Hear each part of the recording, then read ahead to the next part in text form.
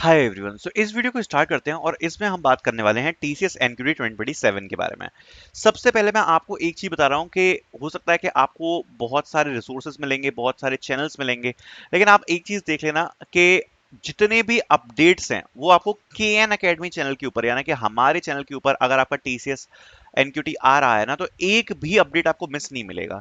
चाहे आप देख सकते हो अभी टीसीएस एनक्यूटी 2026 बैच का हुआ है, आप देख लो कोई भी चैनल आज के टाइम पे रिजल्ट्स की वीडियो नहीं डाल रहा हमारे अलावा। क्यों? क्योंकि बाकी सबका क्या है ना कि वो लोगों की रिस्पॉन्सिबिलिटी बस इतनी ही है कि फर्स्ट फेज सेकंड फेज तक जब तक टीसीएस की हायरिंग चलेगी तब तक वो केवल अपना कोर्स बेचने के लिए वीडियोस डालेंगे, बस उसके बाद ना कोई अपडेट्स डालेंगे ना कुछ डालेंगे, कोई कुछ नहीं डालता, सब हाथ छोड़ देते हैं। बट हम लोग आपका हाथ नहीं छोड़ेंगे, तो उस चीज की टेंशन मत लेना।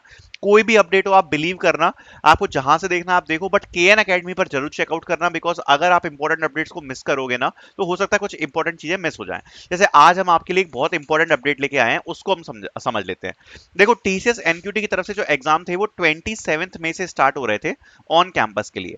लेकिन यहां पर मैं आपको एक चीज बताना चाहता हूं कि यहां पर अभी एग्जाम को डिले किया गया है, और जैसा मुझे अभी बताया गया है कि जो सबसे फर्स्ट यहां पर एग्जाम है वो 31 मई को होने वाला है, 31 मई। तो अगर इस दिन एग्जाम होता है, बिकॉज अभी तक क्या है, एडमिट कार्ड नहीं आए हैं, अभी तक एडमिट कार्ड नहीं आया है, अभी ऑन कैंपस हो रहा है, तो क्या सीन होगा वो आई डोंट नो, बट जो भी है। बट 31 मई को अभी मुझे बताया गया है कि यहाँ पर फर्स्ट एग्जाम होने वाला है। अगर यहाँ पर होता है तो मैं आपको उस दिन वीडियो डालकर बता दूंगा कि भाई एग्जाम कैसा कैसा गया था, कैसे क्वेश्चंस आए थे, क्या लेवल था, ठीक है।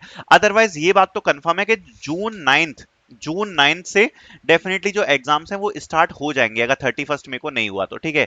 बिकॉज अभी जो एग्जाम थे 26 मई को और 27 मई को, ये इन्फॉर्म करा गया था काफी सारे कॉलेजेस में by the placement cell. But जो न्यू अपडेट आया उसमें बताया गया है कि अभी जो एग्जाम्स है वो मिड जून में यहाँ पर लिए जाएंगे फ्रॉम टीसीएस, ठीक है। तो काफी सारे कॉलेज में अभी मिड जून में जो एग्जाम है टीसीएस की तरफ से लेने की बात कही जा रही है। तो यहाँ पर डिले आया है, जो एग्जाम्स यहाँ पर मई से होने वाले थे वो डिले करके अब मिड जून में शिफ्ट कर दिए गए हैं।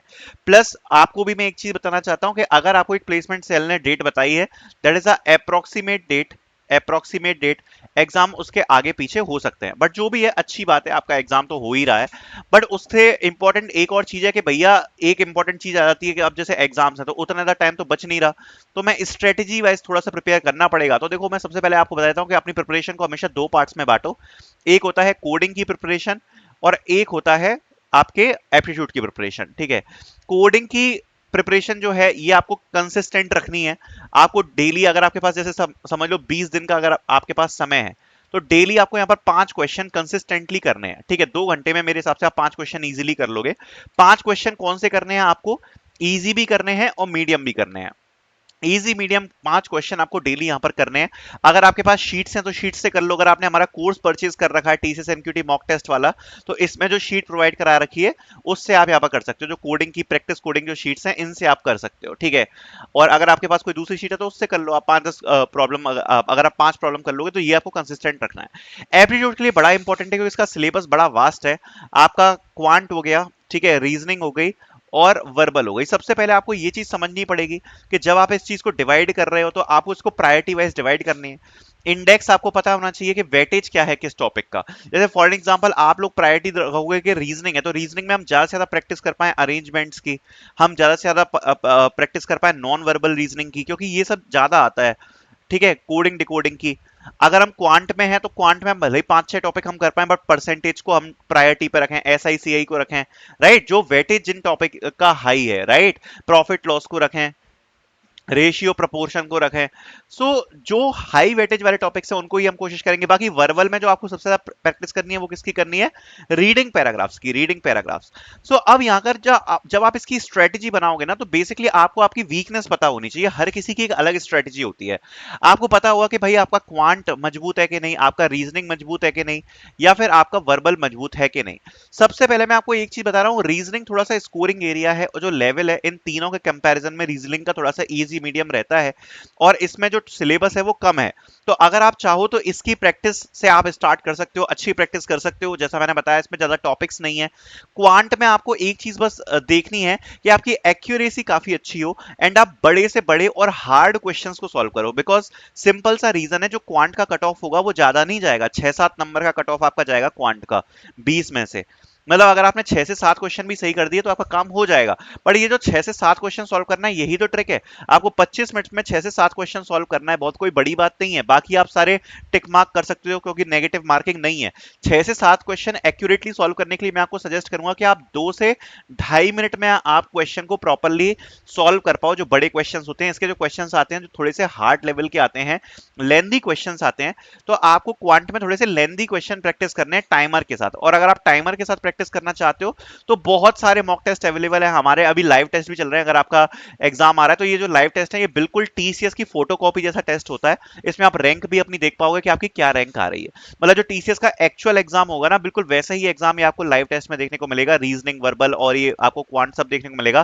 प्लस प्रैक्टिस करने के लिए आपको यहाँ पर डेली टेस्ट मिल रहे हैं प्रैक्टिस के लिए, प्लस प्रैक्टिस सेट्स मिल जाएंगे आपको टॉपिक वाइज। जैसे क्वांट में अगर आपको प्रॉफिट एंड लॉस की प्रैक्टिस करनी है तो बहुत सारे क्वेश्चन मिल जाएंगे। इतने भी कर लोगे तो काम आपका चल जाएगा। 30-30 क्वेश्चन पर टॉपिक दिए हैं, टोटल आपको 1000+ क्वेश्चन यहाँ पर देखने को मिल जाएंगे। आप अपने हिसाब से प्रैक्टिस कर सकते हो, ठीक है।